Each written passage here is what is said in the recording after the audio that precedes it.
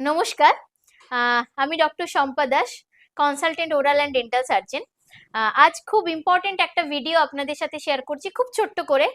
আমরা মুখের মধ্যে অনেকেই খুব অবহেলায় দাঁতের ভাঙা গোড়া পড়ে থাকলে তাকে রেখে দিই। তাদের একটাই কথা থাকে, ম্যাডাম আমার তো এটা কোনো সমস্যা করছে না, তাহলে তুলবো কেন? তো সমস্যা হয়তো আপনি চোখে দেখতে পাচ্ছেন না, কিন্তু আজ আমি সমস্যাটা আপনাদের চোখে দেখাবো। একটু ক্যামেরাটা সামনে আনতে বলবো। এই দেখুন একটা দাঁতের ভাঙা গোড়া।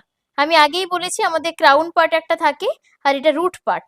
এই রুট পার্টটা ভেতরে অবহেলায় পড়েছিল, এবং এই দেখুন এই যে একটা মাংসপিণ্ডর মতো দেখা যাচ্ছে, ইটস কল সিস্ট। এটাকে বলা হয় সিস্ট।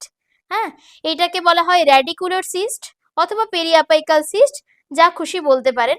এটা কিন্তু এই দাঁতের গোড়াটা থেকে তৈরি হয়েছে। দেখুন এই ভাঙা গোড়াটা দীর্ঘদিন মুখের মধ্যে পড়েছিল।